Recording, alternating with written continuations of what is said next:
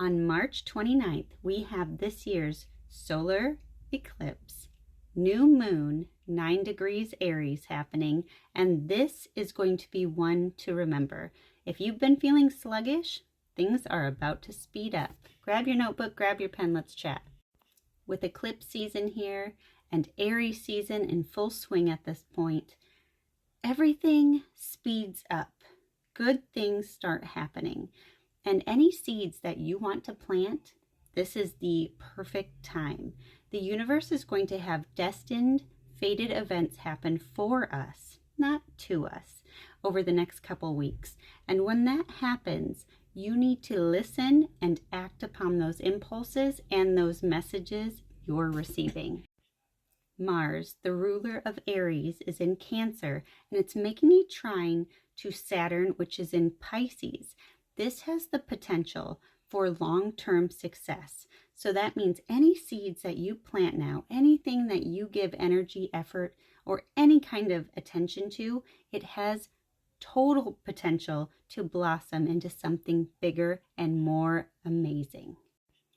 Eclipse seasons aren't the time to really manifest anything new, but this is the time you listen to the universe and you watch for those messages that are coming up for you, or those really intense hunches, and you are like being shown the way, right? Like it's telling you what to focus on, how to focus on it. That's what you want to do. So that's what I mean when I say plant new seeds. I'll go over how and where this moon is going to be affecting you personally in just a minute. But really, it's time to listen to your hunches and see what's already popping up for you, especially over the last 2 weeks. So during this eclipse, we have Venus and Mercury in retrograde. Now, they will be traveling through the 9-degree Aries mark later on, which means anything that is popping up right now, you'll be seeing these themes again. So with Mercury, it's going to be April 26-ish in that time frame, and with Venus, we'll see it around May 14th. So that's what I say, nothing is really instant with this. You might really want to take action, but it's not necessarily the time to see it all come to fruition and completion instantly like that, right? Saturn's going to say slow down, and the fact that we're going over these degree marks again, it's almost like these points are going to be so intense, and 9s are all about culmination, so you can't really fly through this one, even though Aries energy wants to. On top of all of that, I don't know if I can top this. Yes, I can. The next day, on the 30th, we have Neptune, the planet of awe and wonder and a little confusion, right? Like the unseen, a little skewed vision, right?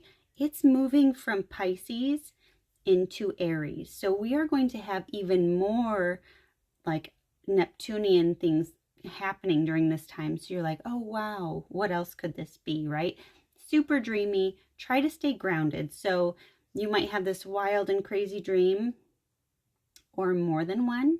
You can follow that intuition, but slow down, take your time. Again, Saturn saying, hold on, what else can you work on to make this last for the long haul?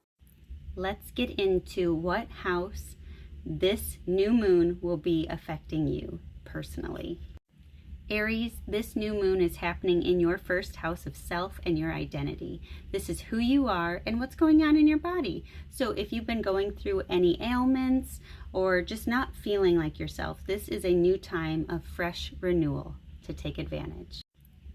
Taurus, this is happening in your 12th house of healing, the subconscious, anything to do with endings, the afterlife. This is the unseen world. So it might be a quieter time for you to really step back and look within and do some deep healing work around this time.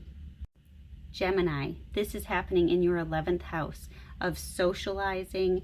This is with your groups and the environment that you're in. Also, it's your hopes, wishes, and dreams. Do you have something new that you want to go after, or is there a new group that's calling your name? Cancer, this is happening in your 10th house of reputation, your title. It's also the father figure. It is definitely a time of looking at what you are known for and how people see you, and it's the title that you show up with. Hi, I'm so and so, and I am married, I am divorced, I am a writer, I am a speaker. What are you and who are you? All right, Leo, this is happening in your 9th house. This is all about spirituality. This is about long distance travel and journeying. This is about learning and exploring and spirituality, the deepest meaning of things. So look into, what are you being drawn towards? What kind of new adventure do you want to go on? What do you want to learn? Are you starting a new school? Are you going on an adventure across the seas? Take a peek. Virgo, this new moon is happening in your 8th house of other people's money, taxes. This is having that money coming back to you. This is property, finances that you share with other people. It's also marriages. It's the unseen. It's more of the mysteries in life and occult. So you might be going down a new road of connection, or starting to share new resources, or thinking about starting something that you can build your resources upon. So like the stock market, things like that. Libra, this is happening in your 7th house of partnerships, contracts, marriages. These are those very long-term relationships that you want to grow upon. Is there something that you need to change or shift so it can go the distance? Or is there a mindset shift that's happening that you're going, okay, I could make this relationship work better, or I'm looking for a relationship like that? So pay attention to what you're thinking about. Scorpio, this is happening in your 6th house. So look at pet situations. Are you gaining a new pet? Is there a change happening with a pet? Are you looking for a new rental property? Are you thinking about moving? Are you looking to update your daily routine, or are you looking for a new job? It can be as simple as changing jobs as well, or changing your job title. Sagittarius, this is happening in your 5th house of romance, creativity, entrepreneurship. This is about children and the children in your life finding joy. Drama, it's very Leo-esque, right? But it's all about your self-expression and who you are. So you might be noticing that you're really thinking outside the box right now, or your creative hat is just full force, giving you ideas left and right, or you want to go out on some dates. Capricorn, this is happening in your 4th house. So this is home, family, the mother. It's also feminine energy. So you might have children themes coming up of caring for other people at this time.